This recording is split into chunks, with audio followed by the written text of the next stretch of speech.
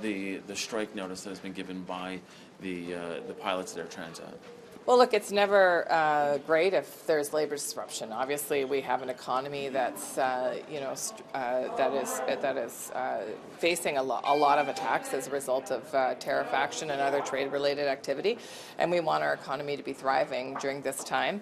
And the airline sector plays an important role in all of that. But obviously, the parties are at the table. They are working with federal mediation services, and it's our hope and our expectation that they continue to have those difficult conversations and get to a deal. If they don't get to a deal, will the government move in?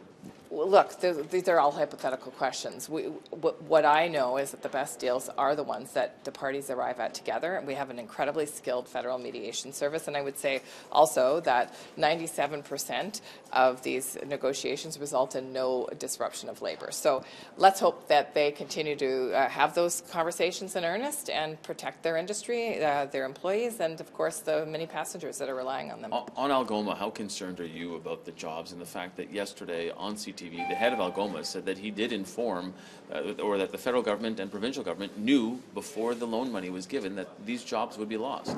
Well, I think the point is that the money is there to protect Algoma Steel into the future. Look, this is an industry that's particularly under attack as a result of a trade war that we're in the middle of, in particular on our steel industry. And steel is the backbone of the Canadian economy. We can't build the big things that we need to build if we don't have a viable independent steel industry. So the federal government's been working with the steel industry, with Algoma, with Dofasco, with a number of other players to make sure that we, as we see the disruption in their markets, protect them for the future. It's extremely distressing, though, that 1,000 people are laid off. Obviously, we are there to support those workers through a variety of different measures, including the partnership with Ontario on reskilling and upskilling. But the changes to EI that we made earlier in the year are exactly for these kinds of circumstances. So people that are unfortunately facing layoffs as a result of trade activity or any other reason have no waiting period. They can keep all their separation pay, and indeed many of these will be long tenured workers that would receive an additional 20 weeks. I know that's not the whole answer. People want to work, which is why this is paired with the training opportunities that we're offering in partnership with Ontario, who has a great deal of skill in doing that. Thank you. Good for me. Thank you. Appreciate it. Monsieur Chrétien, c'est un homme qui a un très grand respect. Monsieur Chrétien, je pense que c'est un plus-value, Monsieur Chrétien, pour n'importe quel bon libéral canadien qui viennent pas. Pour moi, je pense que ça pourrait être un atout, mais j'ai pas vraiment de position prise là-dessus. C'est pas un dossier que je suis de très près, mais je peux vous dire que Monsieur Chrétien a mon grand respect, par contre. Merci. Legislation.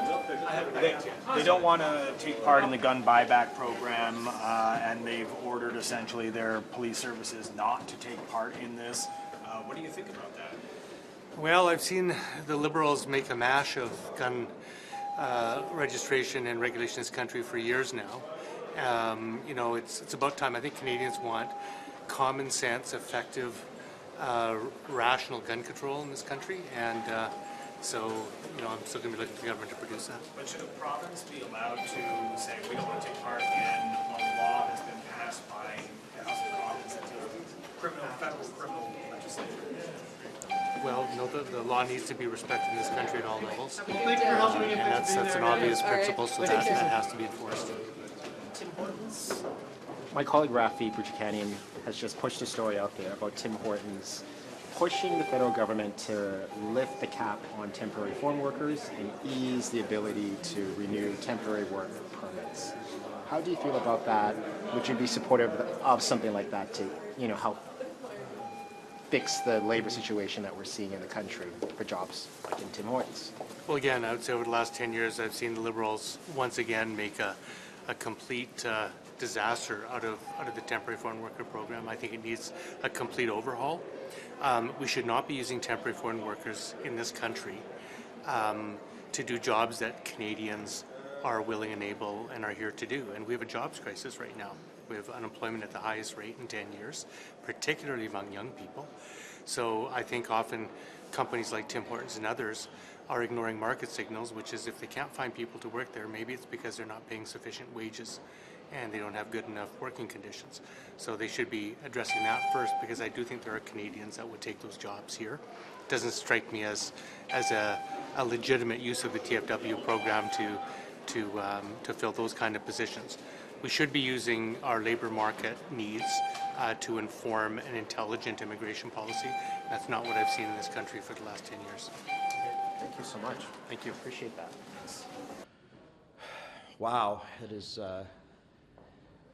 with profound pride that I'm here, that we are here. I want to thank so many people for the passing at second reading of Bailey's Law. This is just the beginning. We still have committee, we still have third reading, and we still have the Senate. And we will be relentless in changing the law on intimate partner violence. We've been tenacious thus far. We will be even more relentless going forward. This is the first step in a long journey. I want to thank so many people. We have a number of members of Bailey's family who've been supportive. Some of them here. We have Bailey's stepmom, Trish, Bailey's Aunt Debbie, and Bailey's dad, Shane, here. We also shouldn't forget Bailey's mom, Karen, and also Carrie, who survived the attack on Bailey. It is an honor to move forward collaboratively. This vote passed unanimously. This will be the biggest change to the law of intimate partner violence, potentially ever. And we won't stop working until this gets done. I'm so honored as well to be joined by our critic for justice, MP Larry Brock, and our deputy leader and seconder at second reading, MP Melissa Landsman. It's with their help and their ongoing help that we will pass Bailey's Law. We will pass Bill C-225, and we will change the law on intimate partner violence. I'll just see if anybody from the family has anything they wish to say. Thank you. Today is a big day, a very emotional day for our family. We were honored to be here. We're honored for all the support we've received. We want to thank you, Frank, for putting this bill forward, for supporting us through this. Like Frank said, it's a first step, and we're going to keep pushing until this bill is gone through completely. And this isn't the last. We're going to keep pushing for more and more change, because this is unacceptable. Intimate partner violence is unacceptable, and we are not going to stand for it in Canada. And we want to thank the community for stepping forward and standing with us as well. We've received so much support from various people in our own community of Kelowna and all around Canada, and even from the US. And so we're so motivated to keep pushing for change and to honor Bailey's name. Thank you so much, Frank, for doing that.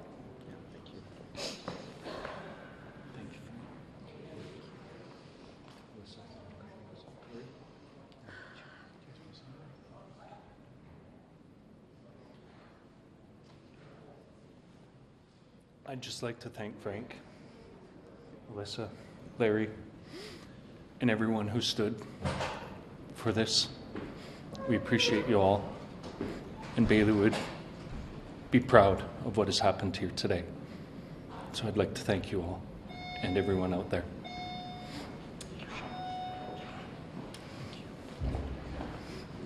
All right. Any questions? No. Thank you very much. Thank you. Thank you all.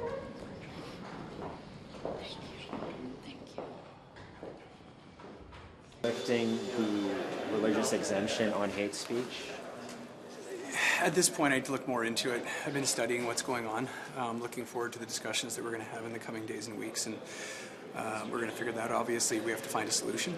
I think that there's something we need to come together on both sides, whether it's what the Bloc's proposing, what we're looking at, and yeah, I think in principle, it's definitely something I would support. It sounds like, in principle, it's something you said you'd support, but it's, well, tell me why would you support that? I think there needs to be a balance that needs to be found between protecting somebody's ability to say what they like to say, religious freedom, while also ensuring that people aren't discriminated against or they don't feel in any way threatened. And I think that's the balance that we're trying to find. Okay. It's not an easy balance, would you say? Not an easy balance at all. Okay. Thanks, Stéphane. You're welcome.